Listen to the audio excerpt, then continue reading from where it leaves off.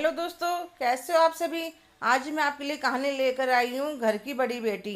रूही ने जब से भाभी से वीडियो कॉल पर बात करी है, उसके मन में कुछ चटक सा गया। मेरे बेडरूम को अपने बेटे के लिए मेकओवर करवाने से पहले एक बार भी मुझसे पूछना जरूर नहीं समझा। भाभी कितने आराम से बेडरूम का फर्नीचर पेंट दिखा रही थी। 5 महीने ही तो हुए हैं उसे कोलकाता आए हुए, और मेरे कमरे पर ऐसे कब्जा कर लिया जैसे मैं कभी लौटकर ही नहीं आऊंगी।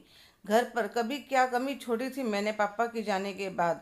घर की जिम्मेदारियों को निभाने में पढ़ाई के साथ नौकरी भी करी, ताकि छोटे भाई बहनों की पढ़ाई में कुछ कमी ना हो पाए। कुछ पिताजी की जमा पूंजी थी।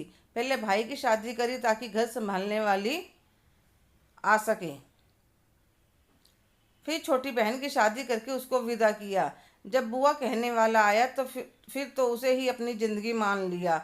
अब तो मैंने अपनी शादी के बारे में सोचना ही छोड़ दिया था।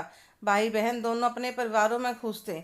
मैं जो भी कमा कर लाती सब उन पर खर्च कर देती। मेरे लिए तो वही सब कुछ थे। वे सब भी मुझे बहुत सम्मान देते थे। पर इस ट्रांसफर ने मेरे सारे भ्रम तोड़ दिए थे। पहले कुछ दिन तो हर रोज फोन आता था, कैसी हो दीदी, हमारा तो मन ही नहीं लगता, मोनू आपको बहुत याद करता है। मगर अब मैं खुद ही फ़ोन मिलाती हूँ तो जैसे सब डिस्टर्ब हो जाते हैं। दीदी बाजार तक जा रही हूँ, आकर बात करूँगी। बुआ मैं अभी खेल रहा हूँ। दीदी हम ठीक है, आप अपना ध्यान रखना, ज़रा ऑफिस का काम है, बाद में फ़ोन करता हूँ। छोटी बहन ससुराल क्या गई, मानो उससे ज़्यादा बिजी तो कोई है ही नहीं।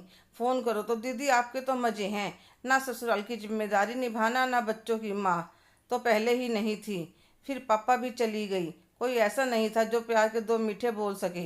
कान तरसने लगे थे, पर जब से विराट ने उसके आगे शादी का प्रस्ताव रखा, मैं सोच में पड़ गई थी। तो मेरी सहेली काजल बोली, रूही किस सोच में डूबी हो, विराट तुम्हें पसंद करता है। पर यार इस उम्र में शादी 40 से ऊपर की हो चुकी हूँ, और भाई बहन क्या कहेंगे। तो वह कहने लगी, सबके बारे में सोचते सोचते उम्र के इस पड़ाव पर पहुँच गई है।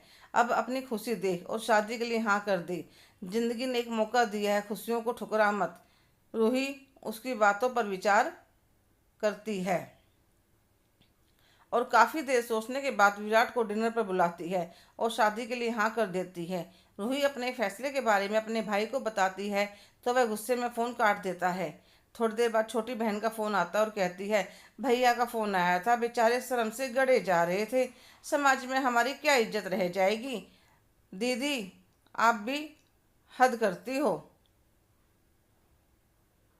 दीदी इस उम्र में शादी करने का क्या भूत सवार हो गया आपको, तो मुझे तो सोचकर ही शर्म आ रही है। अगर मेरे ससुराल वालों को पता चल गया तो वह मेरे बारे में क्या सोचेंगे। बस छोटी चुप हो जाओ। तुम्हें अपनी बहन को बहन कहने में शर्म आने लगी है। मैंने तुम दोनों के लिए अपना पूरा जीवन लगा दिया, पर तुम लोगों ने कभी नहीं सोचा कि हमारी बहन इतनी लंबी जिंदगी अकेले कैसे बिताएगी। पर अब मैंने फैसला कर लिया है। अगर तुम सब शादी में शामिल होते तो मुझे बहुत खुशी होती, पर शादी तो होगी, 18 तारीख की है, आना ना आना तुम्हारी मर्जी। और फिर फ़ोन काट कर बिस्तर पर लेट कर फूट फूट कर रोने लगी। अगले दिन मैं काजल से कहा, काजल मैं सोच रही हूँ कोर्ट मैरिज कर लेती हूँ। काजल मेरी सूजी आंखें देख कर समझ जाती है, फिर कहती है, मैं सब संभाल लूँगी, हम सारी रस्में करेंगे। कल हल्दी, परसों मेहंदी, फिर अगले दिन शादी। तुम क्यों अपना मूड खराब करती हो। सुबह मैं कमरे में अकेली बैठी थी, बाहर बरामदे में काजल पड़ोस की औरतों के साथ हल्दी की तैयारी कर रही थी। इतनी देर में बाहर से आवाज़ आती है, दीदी कहाँ हो, बुआ कहाँ हो। मैं भागकर बाहर जाती हूँ। बाहर भैया भाभी बहन जीजा जी भतीजा सब आए हुए थे। दीदी हमें माफ़ कर दो।